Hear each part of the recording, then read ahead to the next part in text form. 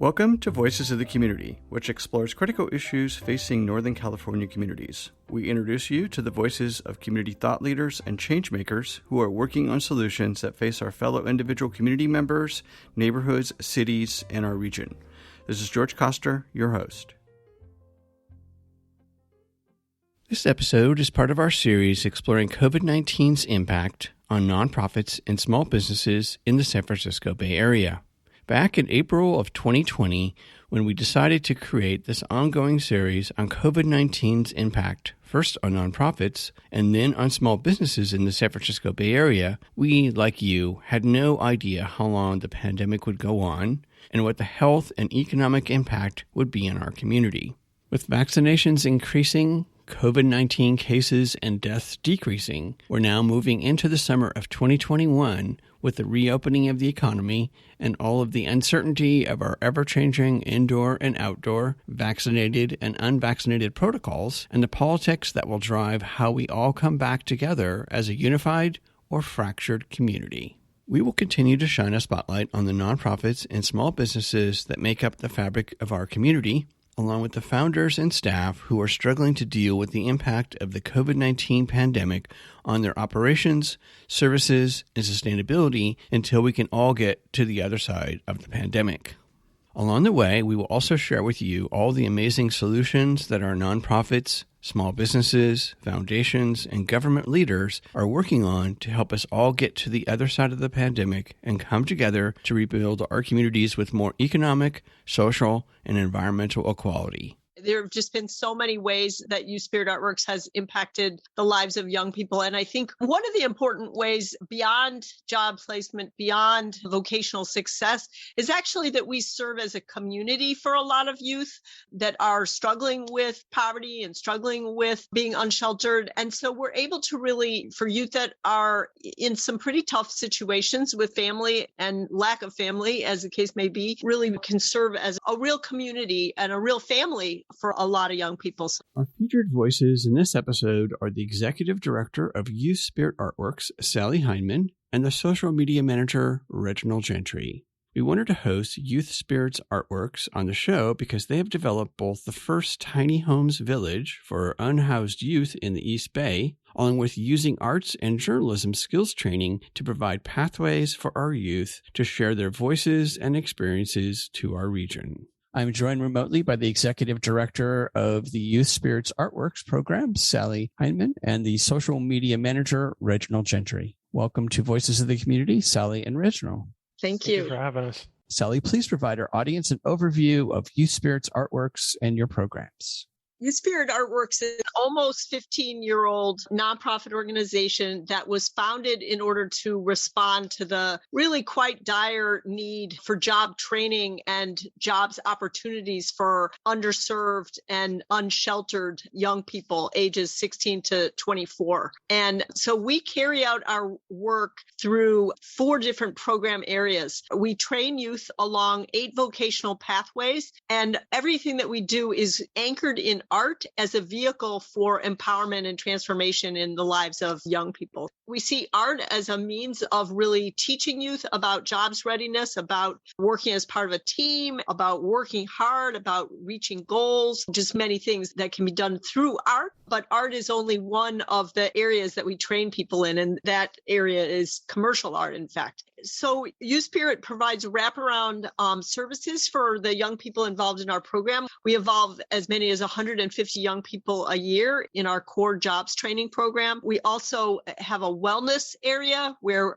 youth get therapy and other kinds of supports to move ahead with their lives. We involve youth really actively in getting scholarships and with academic support. One of our training areas is sales and entrepreneurship. So youth are involved in art sales, exhibits, and events through our organization, which is super interesting and exciting. We train youth in community organizing. So we have as many as 50 youth a year that are involved in attending meetings and being part of the community organizing campaigns that Youth Spirit leads. And as a strongly youth-led organization, youth choose the campaigns that we're involved with. And one of the program areas that we've created is called Housing and tiny house villages because our youth participants and leaders created a 100 Homes for Homeless Youth campaign where they're actually building tiny house villages around the East Bay. And then we also have a program area called Voices of Power. And in Voices of Power, youth are involved in writing poetry, doing journalism, other kinds of communication. They run the homeless newspaper, Street Spirit, that is our 25-year-old newspaper that has over 80 homeless street vendors.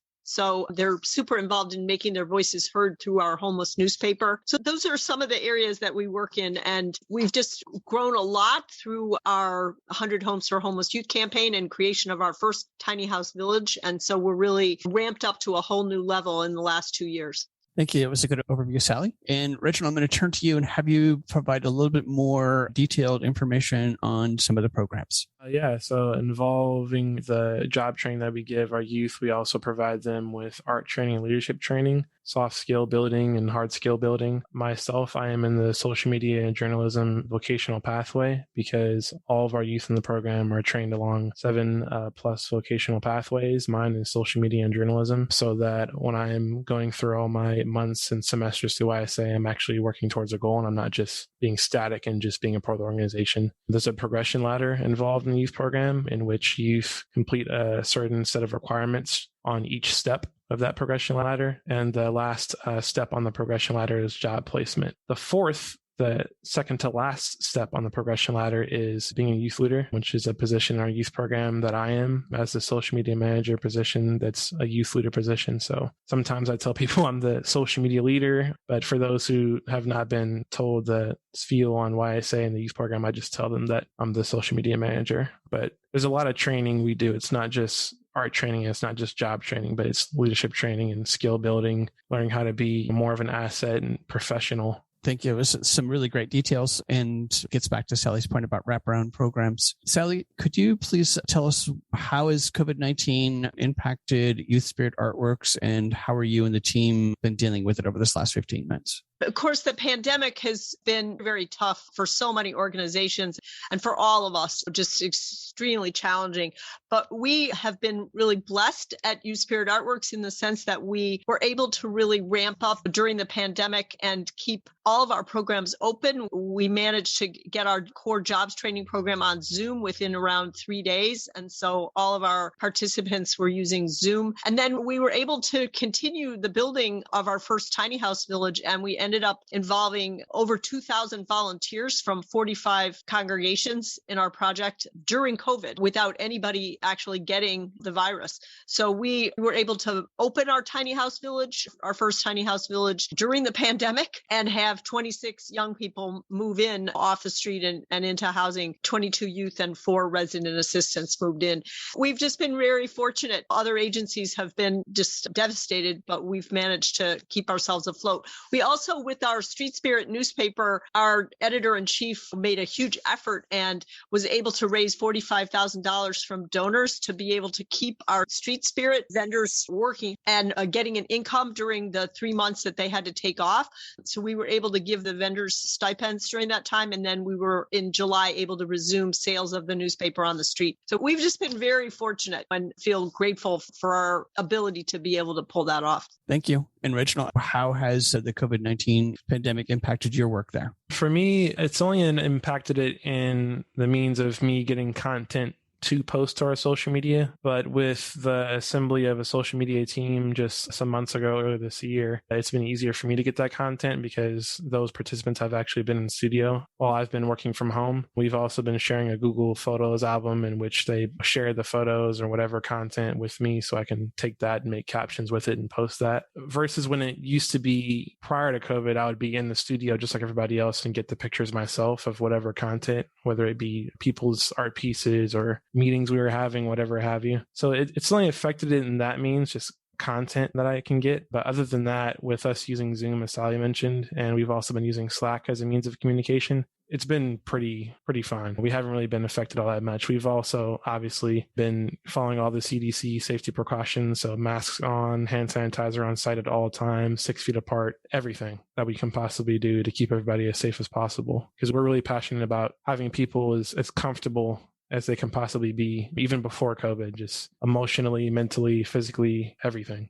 Thank you. And Sally, turning back to you, what do you feel has been the biggest impact on our artists and creative economy and our unhoused youth over these years from your work at Youth Spirit Artworks? Oh my gosh. We've worked with hundreds of East Bay youth in the last 15 years, and there have just been so many ways that Youth Spirit Artworks has impacted the lives of young people. And I think one of the important ways beyond job placement, beyond vocational success, is actually that we serve as a community for a lot of youth that are struggling with poverty and struggling with being unsheltered. And so we're able to really, for youth that are in some pretty tough situations with family and lack of family, as the case may be, really can serve as a real community and a real family for a lot of young people. So that's something wonderful. But as we've been talking about, youth are getting skilled in 8 different areas that are super important for them in terms of college, in terms of their jobs. And particularly, I have to say, for all the youth that were involved in our creating this tiny house village, they've gotten a lot from being able to just put on their resume that they helped create the first youth tiny house village in the United States. That was a youth initiated and led project. And they went to literally hundreds and hundreds of meetings towards reaching their goal and then met their goal. So it's just quite extraordinary. So yeah, youth learn so much. They learn about their own voice and their own sense of empowerment. They can get out of a place of despair and really be able to have agency out in the world. So we feel very fortunate to be able to facilitate that and really value that greatly. Thank you. And Reginald, I'm going to turn back to you and have you retell your favorite story. Yeah, I've had a lot of good memories and some good stories at YSA with being a part of YSA for almost 6 years now. Come late August, it'll be 6 years. But I would say in more recent memory, at least I can remember, my favorite story / memory at YSA is definitely the grand opening of our Tiny House Empowerment Village early April this year. Just seeing people in person again, and safety precautions were still being held, of course. People were apart, masks on, and etc. But just seeing people in person again and hearing people speak on the microphone on the little stage we had set up in front of everybody, people speaking from the heart. Some people had things written down, but it was just a really passionate event with a lot to look forward to for the youth residents who currently live there and for the youth residents who are going to live there once the current youth move on. And it was also a culmination of so much hard work that we've put in, that thousands of people actually put in over the last 5 years of the project being in development. It was so many feelings like at one time. It's hard to actually put in words, to be honest, but it was like a culmination of so much hard work and heartwarming. All the color that was surrounding so many beautiful people, all the color from the prayers and blessings mural fence that we have, the tiny house murals. It was just a sight to see, really. It's hard to put into words, to be honest. Thank you. And Sally, turning to you, same question. Over your time of working there, could you share one of your favorite stories of working at Youth Spirit Artworks? I think that youth attending meetings with city council people and city officials has been very moving to be a part of. And we don't discriminate. We involve a lot of different youth in what we're doing, and different groupings of youth go to different meetings. But I mean, overall, I've just been blown away listening to youth talk about their experience and really talking from the heart at these community meetings. It's just been amazing. And I've seen youth stay out until 11:30 at night in order to make their voices heard around an issue that they care about. We had to work just extremely hard to get the money for our tiny house village, and our youth they just knocked themselves out in order to get that village running. And so that, to me, that was just super, super inspiring. Yeah. And I have to say, with our homeless newspaper, youth are doing artwork for it. They're writing feature articles. They're taking photos, and the material that they include in Street Spirit, that they submit and have in Street Spirit, is very, very powerful. In fact, the August issue of Street Spirit is about to come out, and one of our leaders, Inti Gonzalez, has some artwork in the current just about to come out issue, and it is just beautiful. So yeah, I encourage everybody to take a look at the August issue of Street Spirit. And staying with Street Spirit for a second. So folks who are listening to this, especially in the East Bay, how can they pick up a copy? as I was mentioning, we have as many as 80 vendors in the East Bay, and Street Spirit is sold both in Berkeley and in Oakland on the street. So there's just a whole variety of different venues, locations where it's sold. Most of the grocery stores in town, there's vendors that sell Street Spirit in front of or right near the grocery store. And also other coffee shops. Outside of coffee shops is a good place to get it, like outside of Pete's Coffee, someplace like that. But there's as many as 40 different places around the East Bay where vendors are selling Street Spirit. And can someone read Street Spirit online? Yes, thank you for mentioning that. Yes, yeah, there's a website. It's thestreetspirit.org. And so they can read there. They can also can they become a subscriber, make a donation? They can, yes. And they can also donate via our website at uspiritartworks.org. So www.uspiritartworks.org. And staying with the same idea of how folks can get engaged in your work. So could you walk the audience through some of the ways? Volunteer, obviously donate. How else? Well, one of the things that we're doing right now is setting up a mentor program for all the youth that are involved in Youth Spirit Artworks. And so people that are interested in being mentors with youth can email Jilly, Jilly, at youthspiritartworks.org. And also just really actively right now, we are still building 8 more structures out at our tiny house village. It's at 633C Hagenberger. And on Saturdays from 9:30 in the morning until 4, every Saturday of the summer, we're volunteering. And so right now they're finishing a straw bale, completely amazing welcome center for the village. We're also going to be building 2 more tiny houses for live work staff. And so there's we're opening a medical clinic. So we're putting the finishing touches on the medical clinic building. So there's a lot of different ways for people to get involved. But especially if they want to volunteer on a Saturday, we would be just simply delighted to have them join us volunteering at 633C Hagenberger.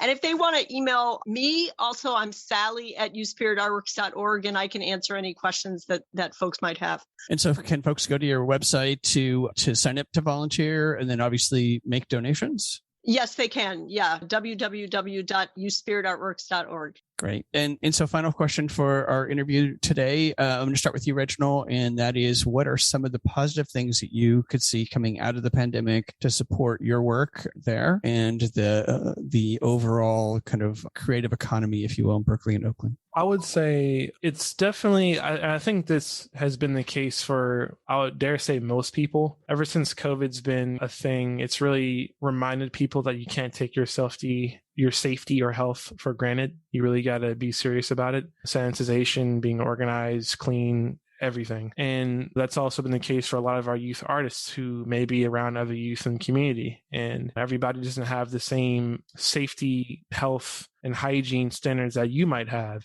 So with that being said, you have to be that much more careful when you're doing artwork, collaborative work in general, especially artwork around people in close quarters. So I think it would help us in that sense it's helped us in that sense just to remind us, you have to be safe, you have to be on your P's and Q's, and it'll help us get our work done. And I think it'll also help us be more comfortable when doing it. And Sally, what do you feel are some of the positive things that could come out of the pandemic to support the Youth Spirits artwork? Well, I think one of the things that we're all very excited about is that we've really built a lot of momentum through constructing the tiny house village. And I think all the volunteers were very revved up by their accomplishment, the youth and the volunteers. So we're actually pursuing 2 or even as many as 3 more villages and working really hard in our weekly meetings to talk about next steps for this 100 Homes for Homeless Youth campaign. So I think in our case, I feel like we're coming out of the pandemic with this momentum and excitement about the possibility of tiny house villages as a solution to the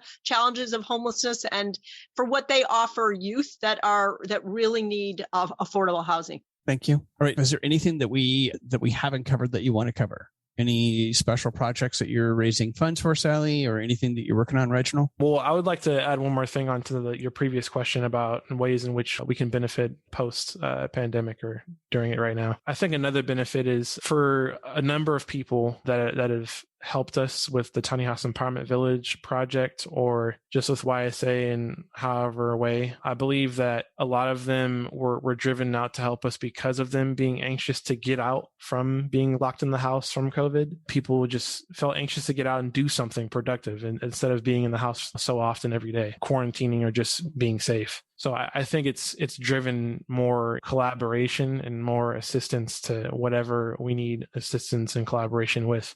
Yeah, I really agree with that, and just want to just even elaborate on that, which is that I think that one of the most amazing things about our project is that when this project was going on during the Trump administration and during COVID, and as Reggie was getting at, it was really a means of people really expressing hope and kind of keeping hope alive at a time when they were feeling so much despair and hopelessness, and people just rolled up their sleeves and just came out to do something to create justice, to put positive spirit out, even though times were just so tough the last year and a half.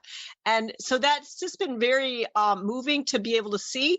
And it was particularly just amazing to see the way that the religious community did that, and just the deep involvement of the whole East Bay interfaith religious community in our project, from Muslim congregations to the whole Jewish community. Practically every Jewish congregation in the East Bay was involved, the Quakers, all these different, and it was just utterly wonderful for all of us to see that love in action, love for justice in action. Thank you, Sally and Reginald, for sharing the wonderful insights from your work at Youth Spirit Artworks within the Berkeley and Oakland communities. We'll make sure that our listeners have your contact information, website, and social media, along with links to all the great arts, skills training programs, and the Tiny House Village project so that folks can get engaged with Youth Spirit Artworks and support your work. Please stay safe and healthy as we all work our way through this strange new pseudo-normalcy. Thanks so much, George. It was a pleasure, George. Thank you for having us. That's it for this episode of Voices of the Community. You've been listening to the voices of the Executive Director of Youth Spirit Artworks, Sally Heineman, and the Social Media Manager, Reginald Gentry.